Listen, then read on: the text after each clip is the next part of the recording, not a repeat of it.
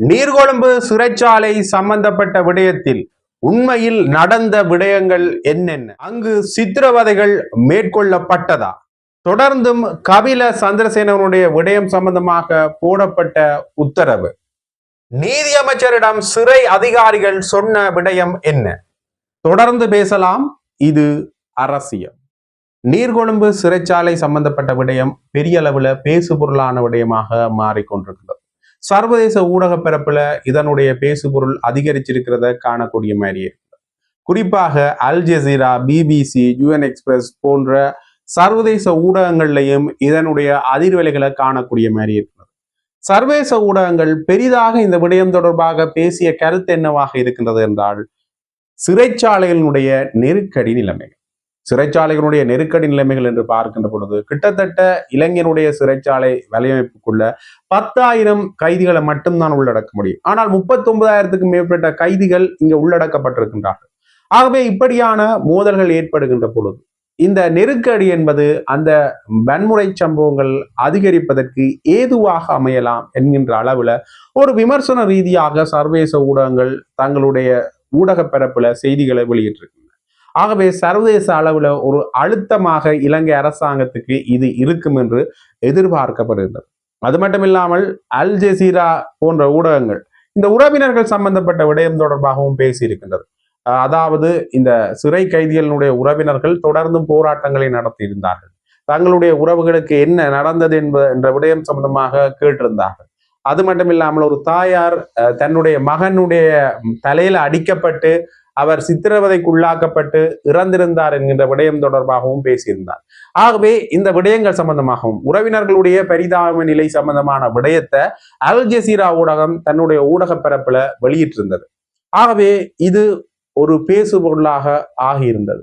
இது இவ்வாறு இருக்கேக்க வெளிக்கட சிறைச்சாலையில சிறை அதிகாரிகள் இறந்தவர்களுடைய உடல்களை வைத்திருந்தார்கள். அதாவது இறந்த சிறை அதிகாரிகளுடைய உடல்கள் வைக்கப்பட்டிருந்தது இறுதி அஞ்சலிக்காக. அப்பொழுது அந்த இடத்துக்கு நீதியமைச்சர் கர்ஷ்ண நாணயக்கார் அவர்கள் வந்திருந்தார்.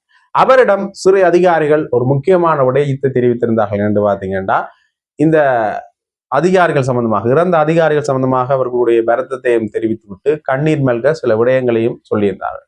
அதாவது துப்பாக்கி பிரயோகத்தை மேற்கொண்ட அதிகாரிகள் மேல நடவடிக்கை எடுப்பது உண்மையிலேயே ஆபத்தமானது. ஏனென்றால் அங்க சரியான நடைமுறையின் கீழே தான் விடயங்கள் எல்லாம் நடந்தது. ஒருவேளை அங்க துப்பாக்கி பிரயோகத்தை மேற்கொள்ளாம விட்டிருந்தார் சில கைதிகள் தப்பி சென்றிருப்பார்கள். அங்க இருக்கிற நிலைமைகள் கூட சீருக்கு வருவதற்கு காலம் சென்றிருக்கு. அதாலதான் துப்பாக்கி பிரயோகம் மேற்கொள்ளப்பட்டது. இந்த விடயத்தை ஒரு பாரதூரமான விடயமாக, அதாவது துப்பாக்கி பிரயோகம் மேற்கொள்ளப்பட்டதை இந்த சிறை அதிகாரிகளுக்கு எதிரான ஒரு பாரதூரமான விடயமாக கொண்டு செல்வது அது தகுந்த விடயமாக இருக்காது என்ற வகையில் ஒரு கோரிக்கையாக முன்வைக்கப்பட்டிருந்தது நீதியமைச்சர் அவர்களிடம். அவரும் இதை பரிசீலிப்பதாக சொல்லியிருந்தார். குறிப்பாக இந்த விடயத்தில் அவர்கள் சொன்னது என்னன்னு பாத்தீங்கன்னா, கைதிகள் தப்பிச்சு சென்றிருந்தா அது இலங்கையினுடைய பாதுகாப்பு தொடர்பான விமர்சனத்தை ஏற்படுத்தியிருக்கு. பொதுமக்கள் மத்தியில ஒரு பாதுகாப்பு அச்ச நிலைமை ஒன்று ஏற்பட்டிருக்கு. அதாலதான் இவர்கள் துப்பாக்கி பிரயோகத்தை மேற்கொள்ள வேண்டிய ஒரு தேவை ஏற்பட்டது என்கின்ற விடயத்தை சிறை அதிகாரிகள் நீதியமைச்சர் கர்ஷ்ண நாணயக்கார் அவர்களிடம் சொல்லியிருந்தார்கள். ஆகவே இது ஒரு பெரிய பேசுபொருளாக மாறியிருந்தது. உண்மையிலேயே இந்த துப்பாக்கிச்சூடு சம்பவம் தொடர்பான இருவேறுபட்ட விமர்சனங்கள் இருக்கின்றன. ஒன்று கைதிகள் வலுக்கட்டாயமாக சில விடயங்களை மேற்கொள்கின்றார்கள், பலவந்தமாக சில வன்முறை சம்பவங்களில் ஈடுபடுகின்றார்கள். ஆகவே கட்டாயம் இது ஒரு தேவையான ஒரு விடயம் என்று பேசப்படுகிறது. அது மட்டும் இல்லாமல் இன்னொரு பக்கத்துல பார்க்கின்ற பொழுது 5ஆம் தேதி இரு குழுக்களுக்கும் இடையில ஒரு மோதல் ஒன்று ஏற்படுகின்றது. இது போதைப் பொருள் சம்பந்தப்பட்ட விடயத்துல போதைப் பொருள் சம்பந்தப்பட்ட விடயத்தை போலீஸ் அதிகாரிகளுக்கு தெரியப்படுத்தினார்கள் என்ற அடிப்படையில இருவேறு குழுக்களுக்கும் இடையில ஒரு மோதல் ஒன்று ஏற்படுகின்றது. ஆக இந்த மோதல் சம்பவத்துல தொடர்பட்ட குழுக்கள் ஓரளவு கட்டுக்கு கொண்டு வரப்படுகின்றது 5ஆம் தேதியே.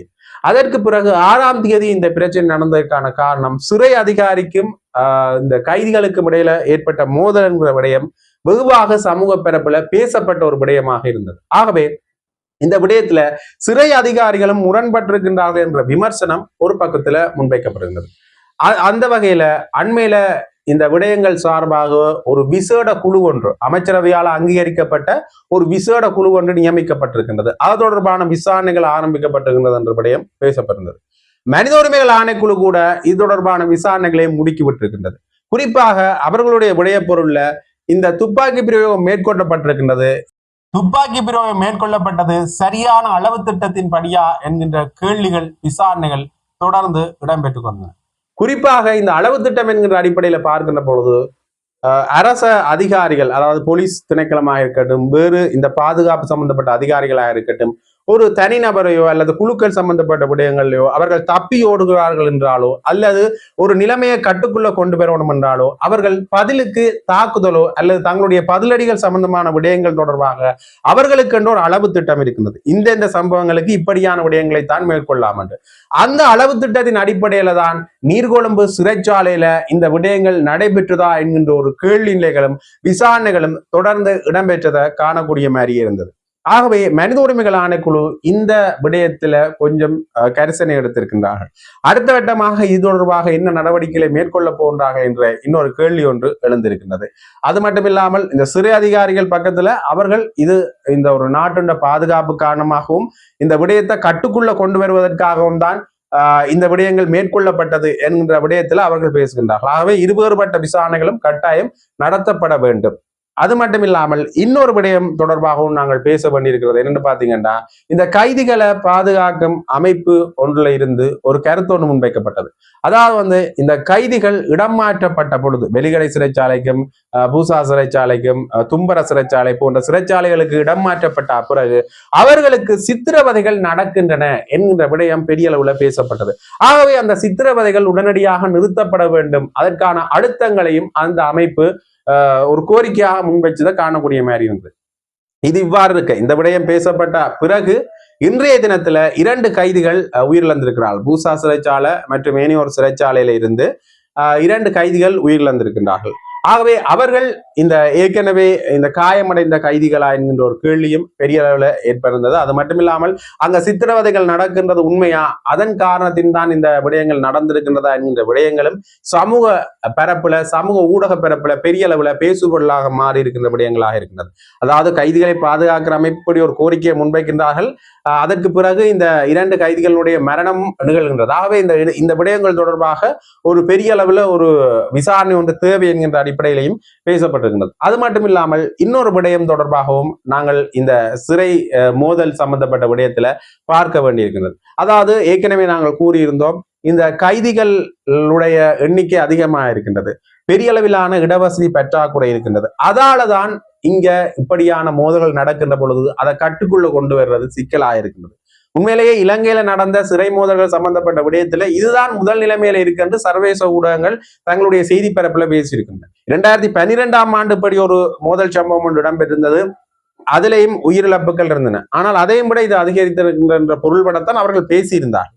அவர்களுடைய ஊடக பரப்புல அந்த விடயங்கள் வெளியிடப்பட்டிருந்தது. இது இவ்வாறு கேட்க இன்னொரு முக்கியமான விடயம், இந்த நெருக்கடி சம்பந்தப்பட்ட விடயங்கள் ஒரு விமர்சன பொருளாக முன்வைக்கப்படுற அதே சூழ்நிலையில 60 கைதிகள் மட்டக்களப்பு சிறைச்சாலைக்கு மாற்றப்பட்டிருந்தார்கள். அந்த மட்டக்களப்பு சிறைச்சாலைக்கு மாற்றப்பட்டிருந்த 60 கைதிகள் தொடர்பான ஒரு விமர்சனம் அடைந்திருக்கிறது. என்று பாத்தீங்கன்னா, ஏற்கனவே அந்த சிறைச்சாலையில 400 கைதிகள் தான் கொள்ளக்கூடிய ஒரு அளவு ஒன்று இருக்கிறது. ஆனால் இப்பொழுதே 960 கைதிகள் இருக்கின்றார்கள். இந்த 60 கைதிகளோட சேர்த்து 1020 கைதிகள் மொத்தமாக இதுக்குள்ள இருப்பார்கள். ஆகவே மீண்டும் ஒரு நெருக்கடி நிலைமை ஒன்று தோன்றும். இப்படியான நெருக்கடி நிலைமைகள் தோன்றுகின்ற பொழுது ஒன்று அது சிறை கைதிகளுடைய உரிமை சார்ந்த பிரச்சனையாக மாறுது. இன்னொரு பக்கத்துல பார்க்கின்ற பொழுது இந்த வன்முறை சம்பவங்கள் வருகின்ற பொழுது இந்த நெருக்கடியே ஒரு சிக்கல் நிலைமையை ஏற்படுத்துது. ஆகவே மீண்டும் இந்த மட்டக்களப்பு சிறைச்சாலை சம்பந்தப்பட்ட விடயத்திலையும் விமர்சனங்கள் ஏற்பட்டிருக்கின்றன. இது மட்டக்களப்பு சிறைச்சாலையில மட்டும்தான் இருக்கான்னு கேட்டீங்கன்னா இல்ல, பெரும்பாலான சிறைச்சாலைகள்ல இந்த நிலைமைகள் தான் இருக்குது இலங்கை பரப்புல. ஆகவே ஏதோ ஒரு கட்டத்துல ஒரு சிறைச்சாலைக்கு இடமாற்றி ஆக வேண்டிய ஒரு தேவை இருக்கின்றது.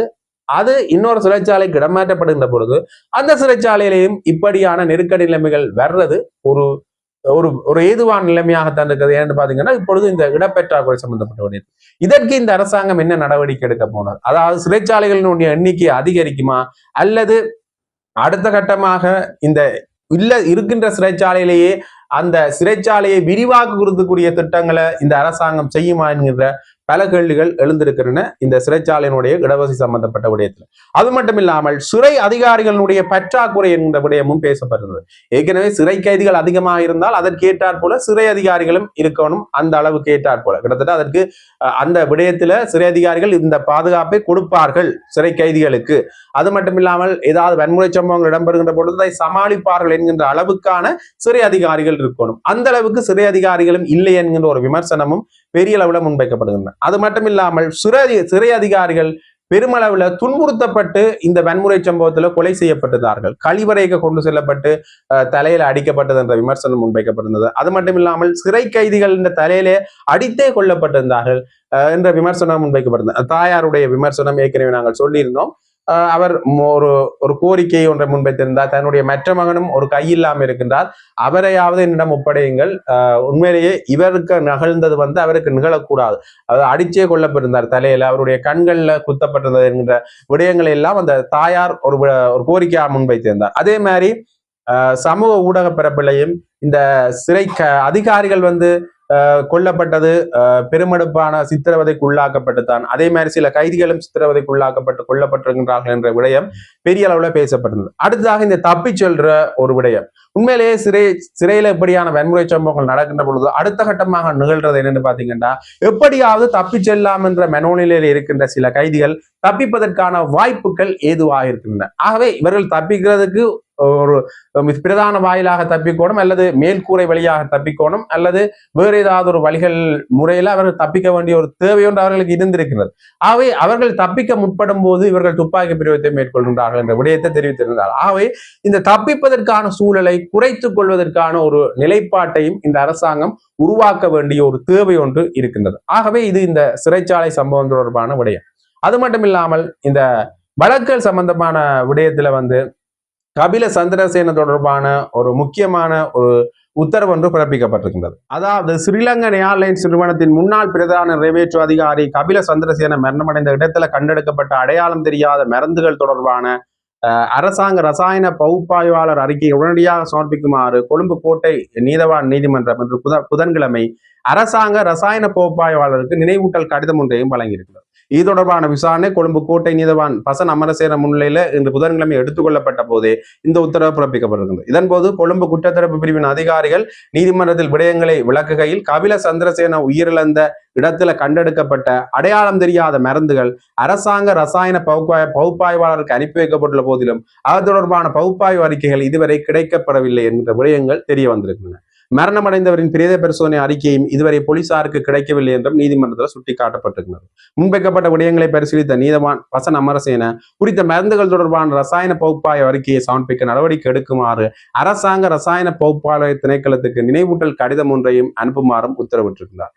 கபில சந்திரசேன பிரேத பரிசோதனை அறிக்கையை சமர்ப்பிக்குமாறு கொழும்பு சட்ட வைத்திய அதிகாரி பணிமனைக்கும் மற்றும் ஒரு நினைவூட்டல் கடிதத்தை அனுப்புமாறும் நீதவான் குறிப்பிட்டிருக்கின்றார்.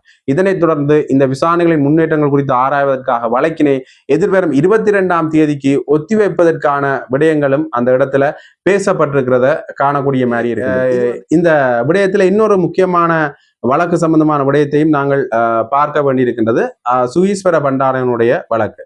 அதாவது ஜனாதிபதியினுடைய வரவு செலவு திட்டத்தின் கீழ் 2 சம்பளங்களை பெற்றுக்கொண்டதாக கூறப்படும் குற்றச்சாட்டின் கீழ் விளக்கமறியலில் வைக்கப்பட்டிருக்கின்ற முன்னாள் ஜனாதிபதி கோட்டபாய ராஜபக்சவனுடைய முன்னாள் தனிப்பட்ட செயலாளர் சுகீஸ்வர பண்டார சார்பாக சமர்ப்பிக்கப்பட்ட பிணை மனுவை கொழும்பு கோட்டை நீதவான் நீதிமன்றம் நிராகரித்திருக்கின்றது. சந்தேக நபருக்கு பிணை வழங்குவதை நியாயப்படுத்துவதற்கான எந்த ஒரு விதிவிலக்கான காரணங்களும் நீதிமன்றத்தில் முன்வைக்கப்படவில்லை என குறிப்பிட்டு கொழும்பு கோட்டை நீதவான் பசன் அமரசேன இந்த பிணை மனுவை நிராகரித்திருக்கின்றார். இதற்கமைய சந்தேக நபரை வரும் ஜூலை மாதம் 22ஆம் தேதி வரை மேலும் விளக்கமறியலில் வைப்பதற்கான நடவடிக்கைகள் மேற்கொள்ளப்பட்டிருக்கின்றன என்ற விடயம் தெரிய வந்திருக்கின்றது. ஆகவே இவை இலங்கை பரப்புல இன்றைய தினம் வெளியான முக்கிய செய்திகளாக அமைந்திருக்கின்றன.